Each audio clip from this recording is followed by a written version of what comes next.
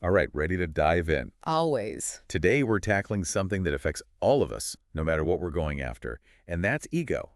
Definitely universal. We'll be using Ryan Holiday's Ego is the Enemy to guide us. Great choice. It's like a roadmap, you know? Yeah, for all the ways ego can trip us up, right? Those Mm, sneaky ways it keeps us from reaching our full potential. exactly. And what's really cool about the book is it doesn't just define ego, it breaks it down by each stage of the journey. I like that. Whether you're starting out, crushing it with success, or dealing with a setback, it shows how ego plays a role differently. So let's start at the very beginning with aspiration. Holiday kicks things off with a story about himself, about how his early success almost, kind of led him astray. Yeah, he accomplished a lot really quickly, mentorships, recognition, a best-selling book at a young age. And he's very honest about how tempting it was to maybe puff up his own story a bit. Yeah, that urge to tell a heroic tale. Right, to make those successes seem even more impressive, to kind of gloss over the struggles. He even admits to downplaying things like anxieties, that visit from stress, even those book signings where only one person showed up. Oh, wow. I think it's something a lot of us can relate to, especially these days when we're constantly bombarded with images of overnight success and people making it look effortless. It's true. So this is like a perfect example of ego in action, right? During that aspiration phase, Yeah, that desire to seem exceptional, even when the reality might be a little bit messier. absolutely. Okay, so let's dig a bit deeper into this whole concept of ego. Oh. How does Holiday actually define it? He calls it an unhealthy belief in your own importance. Hmm. It's that voice we all have telling us we're better than, more deserving, more special than others. And it's often amplified by our culture, especially by social media. That's a good point. Social media does seem like a breeding ground for ego. Everyone's showing off their best selves and chasing those likes. Exactly. We're bombarded with messages that encourage self-promotion, Mm. that constant pressure to be extraordinary, and it can really distort our view of ourselves and the world. Now, it's interesting how Holiday contrasts this whole modern approach with the Stoic philosophy. The Stoics would probably have a field day with social media. Definitely. The Stoics focused on what you can control, actions, thoughts, and letting go of the need for that outside validation. I like that. They emphasize self-control, humility, focusing on the present moment. Which honestly feels like the opposite of how we're told to think about success these days. It is a different perspective. So how do we start taming the ego then, especially when we're trying to achieve something big? Well, one of the most powerful things Holiday talks about is cultivating what he calls a student mindset. Okay, what's that? It's about approaching life with curiosity, humility, a willingness to learn no matter what you've already achieved. So never stop learning, right? Exactly. And he uses the amazing example of Malcolm X and his transformation while he was in prison. It's incredible to think that he went from a life of crime to becoming one of the most influential thinkers of his time. And all because he embraced learning and self-improvement while in prison. That's powerful. It highlights the importance of always learning, no matter what field you're in or how much you already know. Absolutely. Think about your own life. Whatever you're passionate about, there's always more to learn, new skills to master, new perspectives to gain. And keeping that mindset helps to keep our egos in check. Definitely. So cultivating that student mindset, check. What else does Holiday recommend? He actually challenges the popular advice to follow your passion. Wait, hold on. Don't tell me I shouldn't follow my passion. That's like the motivational poster quote, right? I know it sounds kind of counterintuitive, but hear me out. He argues that passion without purpose can be chaotic, even destructive at times. Okay, I'm intrigued. So what's the distinction between passion and purpose then? Think of purpose as passion with boundaries. It's having a clear direction, a sense of realism. It's about channeling your energy into something meaningful, even if it's not always glamorous or easy. So it's more about a sustained commitment to something bigger than yourself, rather than just chasing a fleeting feeling of excitement. Exactly. And he uses the great example of Eleanor Roosevelt, who was deeply committed to social justice and human rights. Right. Very dedicated. When someone described her work as passionate, she corrected them, saying that word didn't apply to her. Interesting. She saw it as her purpose, her duty. That is a powerful distinction. Passion can fade, but purpose can really anchor us, guide us through those challenges we all face. Absolutely. And that kind of leads into his next point, which is about action versus talk. Hmm. He warns against getting too caught up in self-promotion, in talking about our goals, instead of actually doing the work. Yeah, we all fall into that trap sometimes. Oh, definitely. It's Yeah. easier to talk about what we're going to do than to actually do it. He tells this great story about an aspiring novelist who spent more time on social media building her brand than she did actually writing. Oh, ouch. It's like we get so focused on the appearance of success that we forget about the real work That's involved. very true. So, So less talk, more action. Eh. But what about when we actually start to achieve some success? How do we manage ego in that phase? Because let's be real, a little ego boost feels pretty good after a win. it does, and that's when it's even more crucial to stay grounded. Holiday emphasizes that even when you've reached those milestones, you need to keep learning, keep evolving. Never stop being a student. Exactly. Okay, and what about that canvas strategy he talks about? Ah, yes. That's about finding ways to support and promote others. So instead of focusing on my own success, I should be helping others succeed. How does that benefit me? Well, it's about creating a more supportive and successful environment for everyone. It's not about being selfless. It's actually a strategic approach to building relationships and fostering collaboration. So it's a win-win, really. Yeah. Any examples of that in action? Holiday talks about Bill Belichick, the legendary coach of the New England Patriots. Early in his career, he was known for taking on the unglamorous work, like analyzing film. The behind-the-scenes stuff. Exactly, even when the credit went to other coaches. But look where he ended up. By focusing on providing value and supporting others, he became one of the most successful coaches in NFL history. Wow. It really shows that true leadership is often about empowering those around you. Absolutely. Speaking of leadership, how do we handle success gracefully? Because it's easy to let ego inflate our sense of self-importance when things are going well. It is. Holiday uses the cautionary tale of Howard Hughes. Brilliant, but ultimately tragic. Yeah, I know the name. Achieved a lot in aviation, film, business, but his ego really sabotaged him in the end. What happened? He became so isolated, paranoid, obsessed with control, Oh, wow. made reckless decisions, lost his fortune, died a recluse. That's a stark reminder that even huge success can't protect us from the dangers of ego. And Holiday contrasts Hughes with someone like Bill Walsh, who coached the San Francisco 49ers to multiple Super Bowl wins. Very different approach. Yes.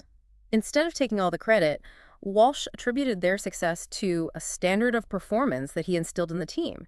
He focused on the system, the process, not just on his own genius. So he understood that sustainable success comes from creating a culture of excellence, not just relying on one brilliant person. Exactly. And what's interesting is that Holiday even points out how Walsh's players fell victim to ego after their initial success. He did. They started to believe they were special, and their performance actually declined.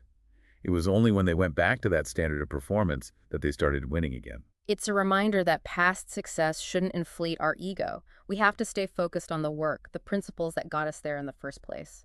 So managing ego and success, it's about staying grounded, recognizing that success is fleeting, and continuing to learn and grow. But what about when we face failure? That's a great place to pick up next time, because that's when ego can be the most dangerous. Definitely a lot to unpack there. Thanks for diving into this with me. And to our listeners, we'll be back soon to continue this deep dive into ego is the enemy.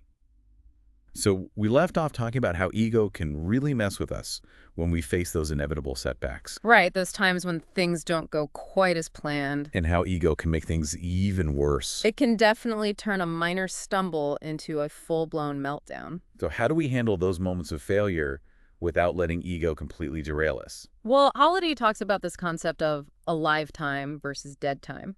It's about how we choose to use those moments when we're faced with adversity. It's about mindset, right? Yeah. Choosing to see setbacks as opportunities for growth rather than letting them defeat us. Exactly. And he uses the example of Malcolm X's experience in prison. Instead of letting those years go to waste, he used that time to transform himself mentally and intellectually. Even in a situation that seemed pretty hopeless. He devoured books, expanded his knowledge, developed his ideas, and it really shaped his future impact.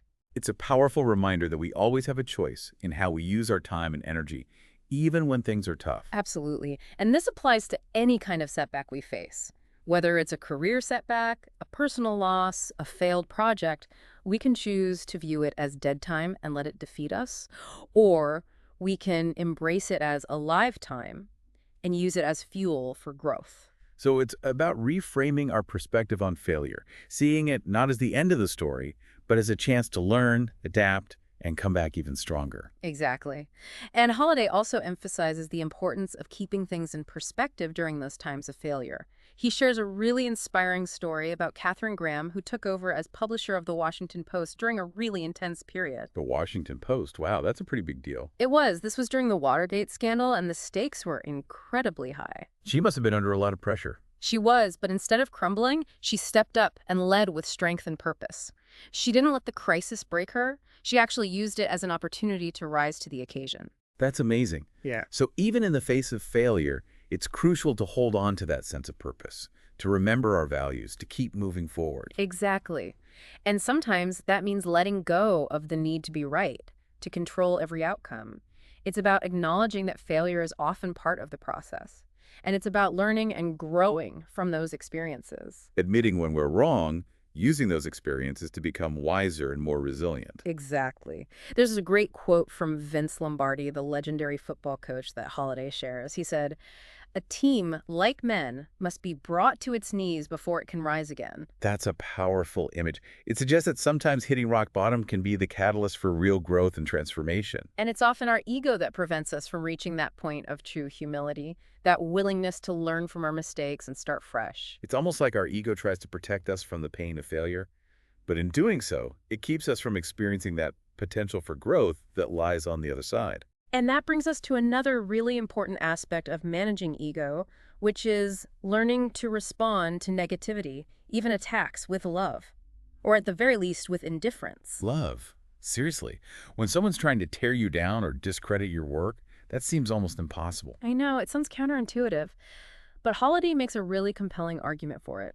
When we react with anger or bitterness, we're actually giving that other person more power, and often we end up escalating the situation. It's like they say, don't wrestle with a pig. You both get dirty, but the pig likes it. Exactly. It's about choosing not to let their negativity control you, not to let it derail your progress. So it's about maintaining your focus on what truly matters, rather than getting pulled into those unproductive battles. Exactly. And he uses this really interesting example from the world of film to illustrate this point. Oh, I'm intrigued. Tell me more. He talks about Orson Welles and the reaction to his groundbreaking film, Citizen Kane. William Randolph Hearst, who was a powerful media figure at the time, he believed that the film was based on his life and launched this huge campaign to discredit it. Citizen Kane, that's a classic. I can't even imagine how intense that backlash must have been. Oh, it was a huge scandal. But here's the thing. All that negative press, all those attempts to suppress the film, they actually backfired. Right. All that attention, all that drama, it just drew more attention to the film. So it kind of had the opposite effect. Exactly. And Holliday's point is that this often happens when we react with that kind of hate and bitterness. We end up giving our attacker more power and ultimately hurting ourselves in the process. So what's the alternative? How do we respond to that kind of negativity without letting it consume us? Holiday suggests responding with love, or at least indifference. Love your enemies, turn the other cheek, that sort of thing. Not necessarily in a religious sense, but more about letting go of the need for revenge, for retaliation. It's about choosing to focus your energy on your own work, your own purpose, and letting the negativity just roll off your back. It's a conscious decision to rise above it all. Right. It sounds like a really challenging practice. It definitely takes effort, but it's incredibly powerful. I'm really starting to see how insidious ego can be, how it can pop up in so many different areas of our lives. It's a constant battle, and this is just the tip of the iceberg. Holiday's book is packed with insights and strategies for navigating this complex terrain. Well, we've covered a lot of ground in this deep dive so far, from managing ego and our aspirations, our success, and even our failures. And now we're exploring how to deal with negativity in a more constructive way. Is there anything else we should touch on before we wrap up? There's one more crucial point that Holiday emphasizes, and it's something that really ties everything together. Okay, I'm all ears. He reminds us that ego is a constant companion. It's not something we conquer once and then we're done. It's an ongoing battle that requires constant vigilance. We've been talking about this constant battle with ego, this need for vigilance. But what does that actually look like in practice? How do we keep those ego-driven tendencies in check? It really comes down to cultivating a deep sense of self-awareness. We need to be able to recognize those subtle ways that ego can creep into our thoughts and actions, and then make a conscious choice to respond differently. So it's about noticing those patterns, those triggers that tend to set off our ego, right? Like maybe it's getting defensive when someone criticizes our work or feeling the need to prove ourselves constantly. Exactly. And once we're aware of those patterns, we can start to develop strategies for redirecting that energy in a more positive direction. Holiday talks a lot about the importance of humility in this process.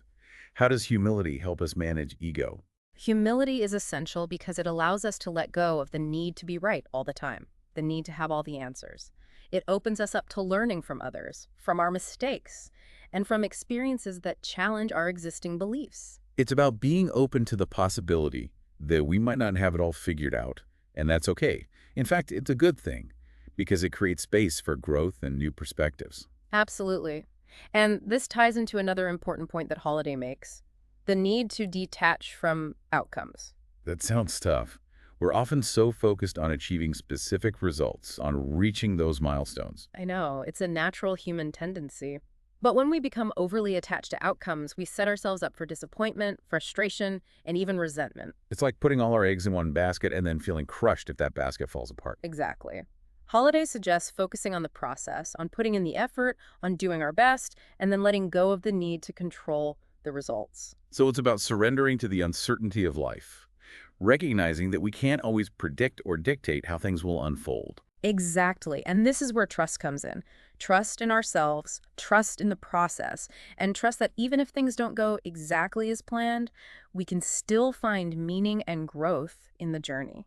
That's a powerful concept, and it definitely requires a certain level of faith. It does. But when we can cultivate that trust, it frees us from the burden of needing to control everything, and it allows us to approach challenges with greater equanimity and resilience. It's about surrendering to the flow of life, knowing that even in the midst of uncertainty, there's a deeper wisdom guiding us.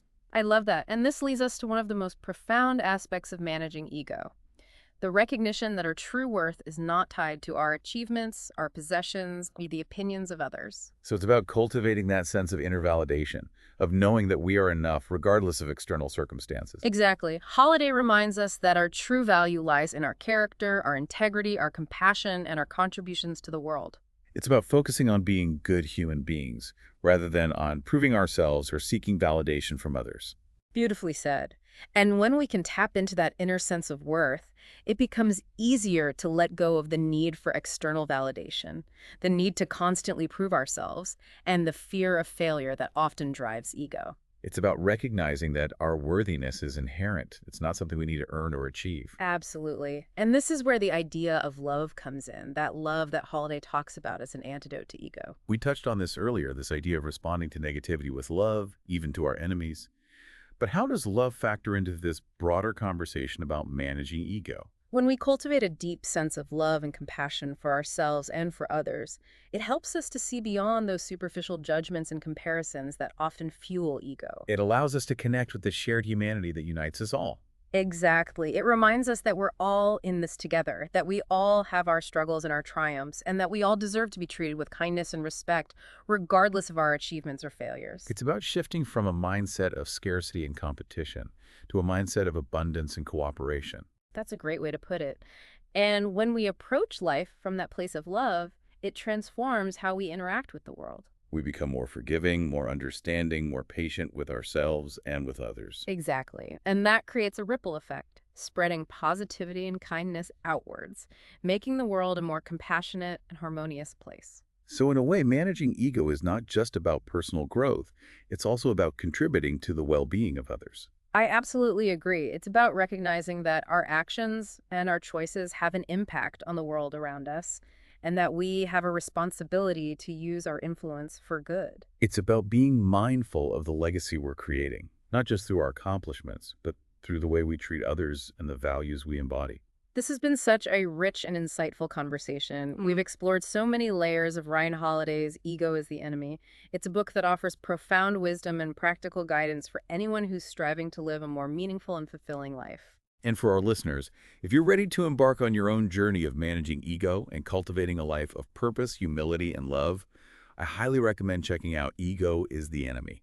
It's a book that can truly transform your perspective and empower you to become the best version of yourself. Absolutely. And remember, the journey starts with a single step. Begin by noticing those subtle ways that ego might be holding you back, and then choose to respond with awareness, kindness, and a commitment to growth. Thanks for joining us for this deep dive into ego. Until next time, keep learning, keep growing, and keep striving to live a life that truly reflects your values and your highest aspirations.